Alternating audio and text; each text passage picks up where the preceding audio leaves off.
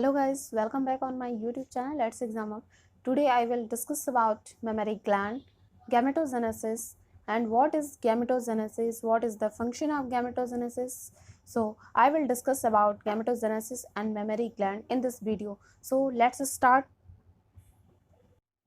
आइए शुरू करते हैं। मेमोरी ग्लैंड क्या होता है? मेमोरी ग्लैंड और ये किस टाइप के एनिमल्स या मैमल्स में पाए जाते हैं, ये सारी चीज़ें मैं इस वीडियो में आपको बताने वाली हूँ। सो आप बहुत ही ध्यान से इस वीडियो को देखिए।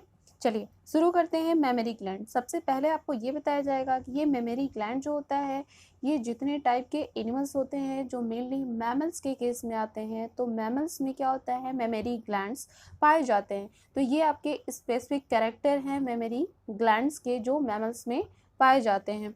तो यहाँ दिया गया है कि mammary glands present in all female mammals, यानी कि जो मेमोरी ग्लैंड होता है स्पेशली ये पाया कहाँ जाता है, फीमेल्स में, और वो भी जो मैमल्स होते हैं। सेकेंड आपका पॉइंट दिया गया है कि it is paired and glandular, यानी कि जो मेमोरी ग्लैंड होता है ये कैसा होता है, पेयर्ड फॉर्म में होता है और ग्लैंडुलर होता है, यानी कि इसमें क्या होता है कि जो भी टिश्यूज या सेल्स पाए जाते हैं वो ग्लैंड से क्या होते हैं, बने होते हैं। नेक्स्ट पॉइंट है आपके कि each breast contain 15 to 20 memory lobes with alveoli which secrete milk, यानी कि यहाँ पर ये दिया गया है कि जो प्रत्येक ब्रेस्ट होते हैं जिसमें कि टोटल 15 to 20 मेमोरी लोब्स पाए जाते हैं। लोब्स मतलब छोटे छोटे, हम कह सकते हैं ग्रुप के फॉर्म में 15 to 20 लोब्स पाए जाएंगे, जिसके साथ ही साथ उसमें दिया गया है कि alveoli which secrete the milk, यानी कि जो मेमोरी लोब्स होते हैं वो कन्वर्ट हो जाते हैं एल्वेलाई में, यानी कि एल्वेलाई एक सॉलिड स्ट्रक्चर होगा जिसको हम कहेंगे एल्वेलाई, और इससे क्या होता है, मिल्क सिक्रीट होने लगता है। नेक्स्ट पॉइंट आपका दिया गया है कि the alveoli open into the mammary tubules, यानी कि जो एल्वेलाई होता है वो मेमोरी ट्यूब्यूल्स में ओपन हो जाता है यूनाइट करके, यानी कि बहुत सारे जब मेमोरी ट्यूब्यूल्स जो होते हैं यूनाइट कर जाते हैं तो क्या बनाते हैं, मेमोरी डक्ट बनाते हैं। नेक्स्ट पॉइंट आपका दिया गया है कि many memory duct constitute the mammary ampulla, यानी कि बहुत सारे जब डक्ट होंगे एक साथ मिल जाते हैं तो मिलने के बाद ये एम्पुला का फॉर्मेशन करते हैं, और यही एम्पुला जो होता है इसकी जो आउट ओपनिंग होती है जिसको लैक्टिफेरस डक्ट कहते हैं, और इस लैक्टिफेरस डक्ट से क्या होता है कि जो मिल्क का होता है सक्ट आउट हो जाता है, यानी कि मिल्क का सिक्रेशन होता है वो आउट हो जाएगा, या हम कह सकते। आइए आपको एक लाइन डायग्राम से मैं समझा दे रही हूँ कि मेमोरी ग्लैंड और इसके फंक्शंस, इसका वर्क कैसे करता है, ये सारी चीज़ें मैं एक लाइन डायग्राम से समझा दे रही हूँ, जिसको आपको, अगर ये लाइन डायग्राम आपको समझ में आ जाता है तो आपको थ्योरी पढ़ने की कोई ज़रूरत नहीं होगी। सबसे पहले आपका दिया गया है कि इस मेमोरी ग्लैंड में टोटल जो मेमोरी लोब्स होते हैं, अगर मेमोरी लोब्स की अगर बात करते हैं तो ये कितने थे आपके, 15 to 20 लोब्स। तो इस 15 to 20 लोब्स में हम करेंगे तो जैसे ही जो आपके मेमोरी लोब्स हैं ये ज्वाइन कर जाते हैं, और ज्वाइन करने के बाद एक क्लस्टर ऑफ सेल्स, यानी कि बहुत सारे छोटे छोटे सेल्स के फॉर्म में यहाँ क्लस्टर यानी कि ग्रुप बना लेते हैं, और इसी ग्रुप को हम क्या कहेंगे, एल्वेलाई कहते हैं, ठीक है। और इसी एल्वेलाई से क्या होता है, मिल्क का सिक्रेशन होने लगता है। नेक्स्ट पॉइंट दिया गया है कि जो एल्वेलाई होता है ये एल्वेलाई क्या हो जाएगा, ओपन कर जाता है, और ओपन करता है तो ये किस में ओपन हो जाएगा, मेमोरी ट्यूब्यूल्स में।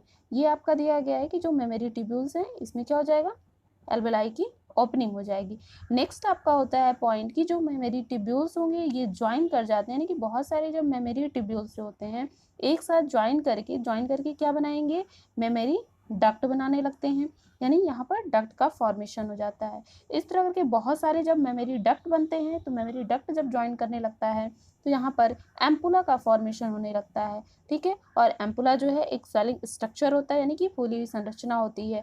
नेक्स्ट पॉइंट आपको मिलेगा कि जो ये एम्पुला है ये जब ज्वाइन कर जाता है तो ज्वाइन करने के बाद एक लैक्टिफेरस डक्ट मिलेगा आपको आगे, तो ये लैक्टिफेरस डक्ट क्या होता है, से कनेक्ट हो जाता है, and through this lactiferous duct milk is sucked out. तो यहाँ से क्या होता है कि लैक्टिफेरस डक्ट के द्वारा क्या होता है, मिल्क जो होता है वो सक्ड आउट हो जाता है, यानी कि बाहर की तरफ निकलने लगता है। सो ये आपका है कि मेमोरी ग्लैंड के फंक्शंस और उसका वर्क कैसे वो वर्क करता है किसी भी मैमल्स बॉडी के अंदर।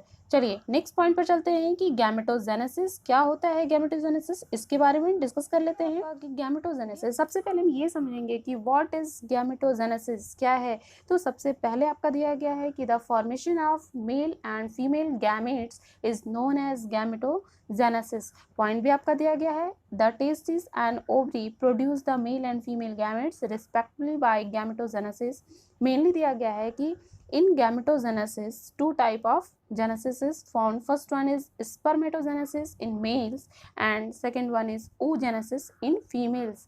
मीन्स क्या है कि जो गैमेटोजेनेसिस होता है इसमें गैमेट का फॉर्मेशन होता है और ये गैमेटोजेनेसिस मेनली टू टाइप के होंगे। फर्स्ट वन अगर दिया गया है तो स्पर्मेटोजेनेसिस जो मेल्स के केस में होता है, सेकेंड आपका दिया गया है oogenesis यानी कि ये फीमेल के केस में होता है।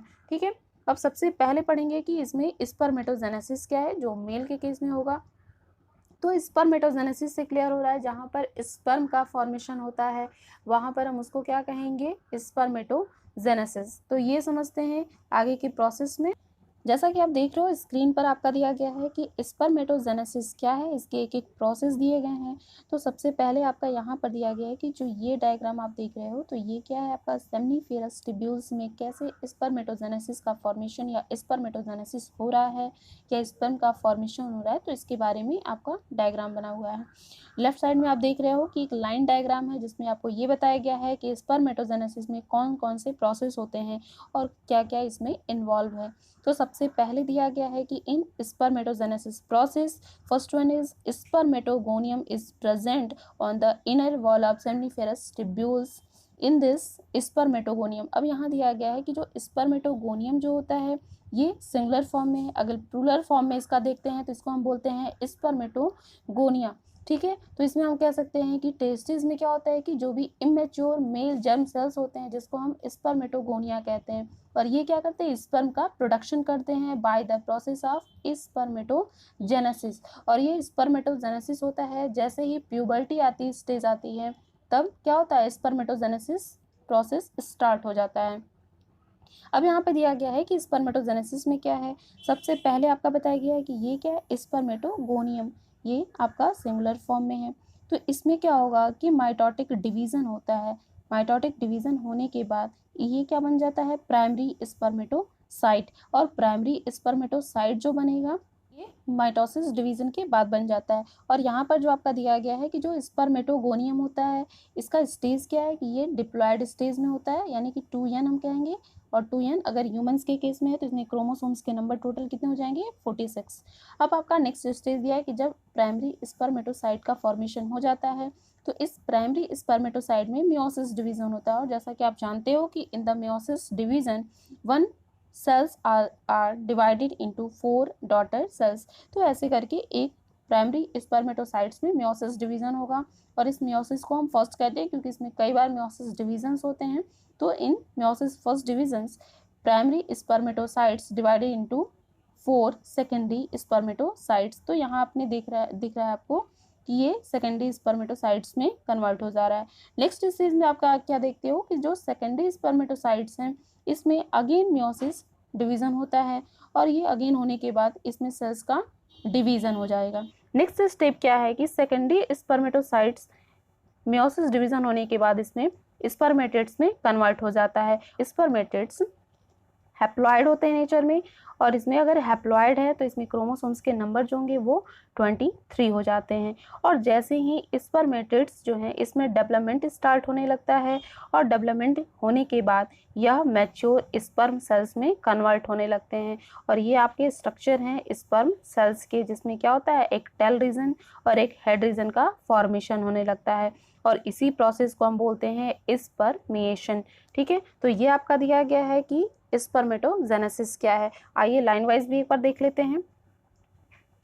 जैसे कि आपका दिया भी गया है कि in male sperms are produced by the spermatogonia, यानी कि स्पर्मेटोगोनिया अभी हमने आपको बताया कि इसे हम इमेच्योर जर्म सेल्स भी कहेंगे, which are present in the inner wall of seminiferous tubules, जो सेमनीफेरस टिब्यूल्स के इनर वॉल्स पर प्रेजेंट होते हैं। जैसा कि आप यहाँ देख सकते हो ये क्या है आपका सेमनीफेरस टिब्यूल्स के इनर वॉल्स पे क्या होता है स्पर्मेटोगोनियम का एक लेयर पाया जा रहा है। नेक्स्ट आपका स्टेप दिया गया है कि spermatogonia increase in number by mitosis, यानी कि स्पर्मेटोगोनिया जो होता है माइटोसिस डिवीजन के बाद अपने नंबर्स को इंक्रीज कर लेता है। These are diploid in nature, यानी कि जो स्पर्मेटोगोनिया जो होता है नेचर में डिप्लॉयड होता है, अगर डिप्लॉयड है तो 46 क्रोमोसोम्स।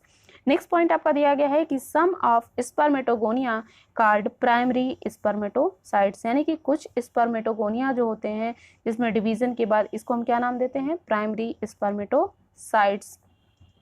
नेक्स्ट पॉइंट आपका दिया गया है कि after the first meiotic division 2 haploid and equal secondary spermatocytes are formed, यानी कि फर्स्ट मेयोटिक डिवीजन के बाद 2 हैप्लॉइड और इक्वल सेकेंडरी स्पर्मेटोसाइट्स का फॉर्मेशन होता है।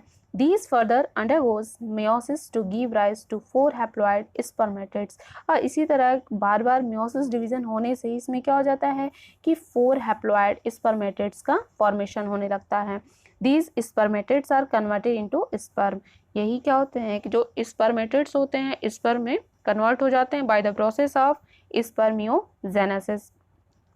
नेक्स्ट पॉइंट आपका दिया गया है कि the sperm head get embedded into Sertoli cells. अब यहाँ है कि जो स्पर्म जो हेड और टेल में कन्वर्ट हो जाता है, यानी कि एक मैच्योर स्पर्म सेल्स में जब बन जाता है तो इसके जो हेड पार्ट होते हैं वो सर्टोली सेल्स में एम्बेडेड होने लगते हैं, यानी कि अंदर डीप में धंसने लगते हैं।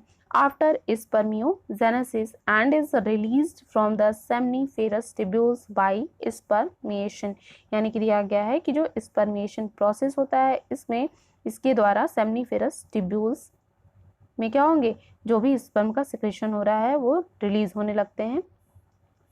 नेक्स्ट पॉइंट दिया गया है कि spermatogenesis starts at puberty by the action of gonadotropin releasing hormone, short में उसको हम बोलते हैं GnRH, यानी कि जो स्पर्मेटोजेनेसिस प्रोसेस होता है प्यूबर्टी स्टेज पर स्टार्ट होता है बाय द एक्शन, यानी कि एक हार्मोन रिलीज होता है जिस हार्मोन का हम नाम कहते हैं कि गोनेडोट्रोपिन रिलीजिंग हार्मोन। जब ये हार्मोन प्यूबर्टी स्टेज पे रिलीज होता है तब यह प्रोसेस क्या होंगे, स्टार्ट हो जाएंगे, जिस प्रोसेस को हम कह रहे हैं spermatogenesis, which is turns cause the release of 2 gonadotropin called luteinizing hormone and follicle stimulating hormone.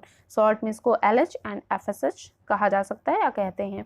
ठीक है, नेक्स्ट पॉइंट दिया गया है कि LH act as Leydig cells and cause them to release androgen which stimulate the process of spermatogenesis।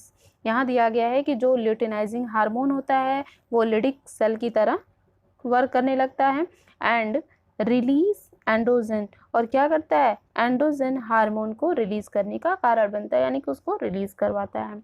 Next point दिया गया which stimulate the process of spermatogenesis, यानी कि ये जो एंड्रोजन हार्मोन होता है ये स्टिमुलेट करके स्पर्मेटोजेनेसिस प्रोसेस को इनिशिएट करता है। While the FSH act as या act on the Sertoli cells, और जबकि दिया गया है कि जो फॉलिकल स्टिमुलेटिंग हार्मोन या FSH जो होता है ये सर्टोली सेल्स पर क्या करता है, एक्ट करने लगता है या फंक्शन करने लगता है, जो स्पर्मियोजेनेसिस में बहुत ही हेल्प करता है। नेक्स्ट पॉइंट आपका दिया गया है स्ट्रक्चर ऑफ स्पर्म।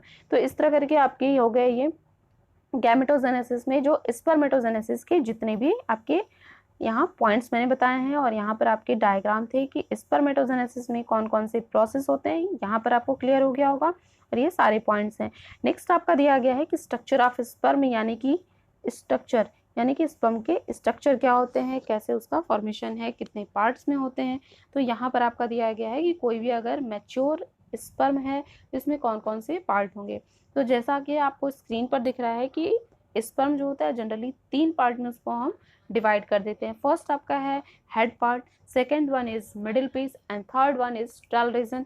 अब यहाँ दिया गया है कि जो हेड पार्ट होता है इसी हेड पार्ट पे आप अपर पोर्शन पे देखेंगे कि एक आपको पॉइंटेड स्ट्रक्चर दिखेगा जिसको हम बोलते हैं एक्रोसोम, और यही एक्रोसोम जो होता है ये फीमेल एग सेल्स में पेनिट्रेशन का काम करता है या इंसर्शन का काम करता है, जो हेड पार्ट के अपर टिप पोजीशन पर प्रेजेंट रहेगा। नेक्स्ट आपको मिला है मिडिल पीस जो सेकंड है आपका, तो ये सेकंड इसको हम बोलते हैं, जो नेक रीजन पे होता है इसको हम मिडिल पीस भी बोलते हैं। नेक्स्ट आपका दिया गया है टेल रीजन। अब यहाँ है टेल रीजन जो मूवमेंट में हेल्प करता है। तो यहाँ से आपको देख रहे हो कि जो नेक रीजन आपका मिल रहा है, तो इस नेक रीजन में सेंट्रियोल्स पाए जा रहे हैं, मिड पीस या मिडिल पीस या माइटोकॉन्ड्रिया। तो आपसे पूछा जा सकता है कि mitochondria represent in which part of sperm या मेल स्पर्म। तो डायरेक्टली आपके आंसर क्या हो जाएंगे कि middle piece is the part of in which mitochondria are present. अब आइए देख लेते हैं आगे के पॉइंट्स। नेक्स्ट दिया गया है कि a mature sperm consist of, same चीज़ें जो मैंने आपको अभी बताई है। यहाँ दिया गया है कि कोई भी एक मैच्योर स्पर्म होता है, इसमें कौन कौन से पार्ट होते हैं, तो इसमें आपको दिया गया है head, neck, middle piece and tail. तो यहाँ है the whole sperm is enclose in a plasma membrane, यानी कि जो स्पर्म होता है उसके चारों तरफ एक प्लाज्मा मेम्ब्रेन की कवरिंग होती है। The head consist of a haploid nucleus and cap like acrosome, यानी कि जो हेड पार्ट होता है उसमें एक हैप्लॉइड न्यूक्लियस होता है। सपोज कि अगर हेड पार्ट है यहाँ पर, इसमें क्या होता है, एक न्यूक्लियस पाया जाता है, और ये न्यूक्लियस नेचर में कैसा होता है, हैप्लॉइड होता है, मींस एन स्टेज पर पाया जाता है। And cap like structure are present on the head portion which is known as acrosome. और इसी एक्रोसोम में क्या होता है कि एंजाइम पाया जाएगा जो फर्टिलाइजेशन में ऐड करने में, या हम कह सकते हैं कि इंसर्शन में हेल्प करता है। नेक्स्ट पॉइंट इज है कि the middle piece contain several mitochondria, यानी कि जो मिडिल पीस होते हैं इसमें क्या होते हैं, बहुत सारे माइटोकॉन्ड्रिया पाए जाते हैं, which produce energy for the motility of the sperm. और यही माइटोकॉन्ड्रिया का क्या करता है, स्पर्म की बॉडी में एनर्जी का प्रोडक्शन करता है, और जो एनर्जी प्रोड्यूस होती है वो स्पर्म के मोटिलिटी में हेल्प करती है, यानी मूवमेंट में हेल्प करती है।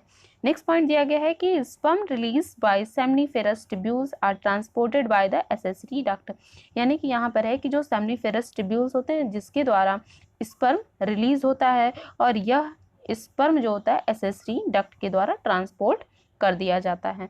Next point, secretion of epididymis, vas deferens, seminal vesicle and prostate are essential for maturation and motility of sperm.